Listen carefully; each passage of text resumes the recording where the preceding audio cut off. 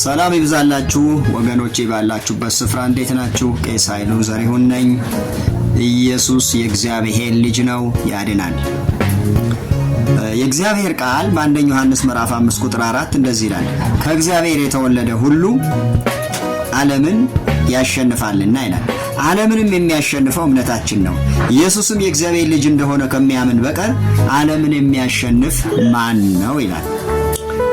ቁጥር 10 ላይ በእግዚአብሔር ልጅ የሚያምን በነፍሱ ምስክር አለው ይላል።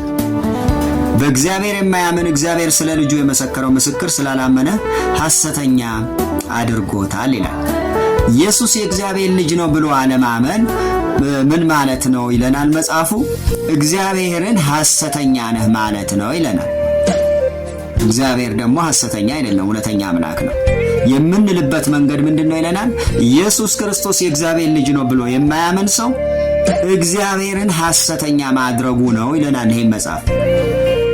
ቁጥር 11 እግዚአብሔርም የዘላለም ሕይወት እንደሰጠን ይህም ሕይወት በልጁ እንዳለ ምስክሩ ይህ ነው። ልጁ ያለው ሕይወት አለው፣ የእግዚአብሔር ልጅ የሌለው ሕይወት የለውም ይላል። ውድ ወገኖቼ እግዚአብሔር የዘላለም ሕይወት የሚሰጠን በልጁ ስናምን ነው። የዘላለም ሕይወት ደግሞ በእኛ ላይ በትክክል መስራት የሚጀምረው በልጁ በኢየሱስ ክርስቶስ ስም ስናምን ነው። ቁጥር 13 የዘላለም ሕይወት እንዳላችሁ ታውቁ ዘንድ በእግዚአብሔር ልጅ ስም ለምታምኑ ይህን ጽፍላችኋለሁ ይላል። ጸሐፊው ይህንን ጽፍላችኋለሁ ነው ያለው። ጸሐፊው ሐዋርያው ዮሐንስ ነው። ምንድነው ያለን? ኢየሱስ ክርስቶስ የእግዚአብሔር ልጅ ነው ብቻ ሳይሆን ኢየሱስ የሚለው ስም የልጁ ስም እንጂ የአብ ስም አይደለም ብሎ ነው የሚነግረን እዚህ ስፍራ ላይ። እንዴት የሚል ካለ ደግሜ ላንብበው፣ ስማኝ። የዘላለም ሕይወት እንዳላችሁ ታውቁ ዘንድ በእግዚአብሔር ልጅ ስም ለምታምኑ ይህንን ጽፌላችኋለሁ አለ። ቅርታ 5:13 ማለት ነው አንደኛ ዮሐንስ። የእግዚአብሔር ልጅ ስም የኢየሱስ ስም ማን ነው? የአብ ስም አይደለም፣ የልጁ ስም ነው፣ የወልድ ስም ነው። መጽሐፍ ቅዱስ የሚነግረን ይሄ ነው እንጂ የአብ ስም አይደለም። የወልድ ስም ነው፣ የልጁ ስም ነው።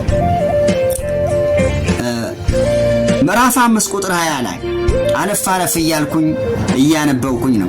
የእግዚአብሔር ልጅ እንደመጣ እውነተኛም የሆነው እናውቅ ዘንድ ልቦና እንደሰጠን እናውቃለን። እውነተኛም በሆነው በእርሱ አለን። እርሱም ልጁ ኢየሱስ ክርስቶስ ነው። እርሱም እውነተኛ አምላክና የዘላለም ሕይወት ነው። ልጆች ሆይ ከጣዖታት ራሳቸውን ጠብቁ ይላል። የእግዚአብሔር ልጅ እንደመጣ ይላል እንጂ አብ በሥጋ መጣ አይልም። በሥጋ የመጣው ማን ነው? የእግዚአብሔር ልጅ ነው። ተወልዶ የመጣው ማን ነው? የእግዚአብሔር ልጅ ነው። አብ አልተወለደም። አብ ተወልዶ በውልደት ወደዚህ ምድር አልመጣም። እኛን ለማዳን እዚህ ጋር እንደሚነግረን ልጁ ኢየሱስ ክርስቶስ አምላክ ነው፣ የእግዚአብሔር ልጅ ነው፣ የሰው ልጅ ነው። እንደመጣ ይነግረናል እንጂ እግዚአብሔር በሥጋ መጣ ብሎ መጽሐፍ ቅዱስ አይናገርም ማለት ነው። ደግሜ ላንብበው፣ ምናልባት አንድ ሰው ቢሰማኝም በቂ ነው። የእግዚአብሔር ልጅ እንደመጣ ማን ነው የመጣው? የእግዚአብሔር ልጅ ነው። እውነተኛ የሆነው እናውቅ ዘንድ ልቦና እንደሰጠን እናውቃለን። ልቦና የሰጠን ማን ነው? የእግዚአብሔር ልጅ ነው። እውነተኛ በሆነው በእርሱ አለን። ይሄ እውነተኛ በሆነው ደግሞ በእርሱ አለን ነው የሚለን። እርሱም ልጁ ኢየሱስ ክርስቶስ ነው። የማን ልጅ?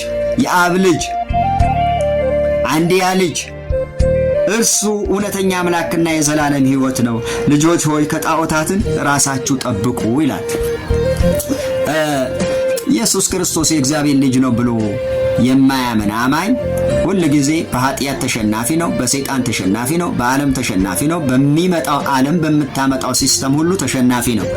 አሸናፊ ለመሆን ደግሜ አንድ ቃል ላንብብ እዚሁ ላይ 5 ቁጥር 5 እንደዚህ ይላል፣ ኢየሱስ የእግዚአብሔር ልጅ እንደሆነ ከሚያምን በቀር ዓለምን የሚያሸንፍ ማን ነው ይላል። መልሳችሁ ምን ይሆን? ማንም መሆን አለበት። እግዚአብሔር ይመስገን፣ ክብር ለእግዚአብሔር ይሁን።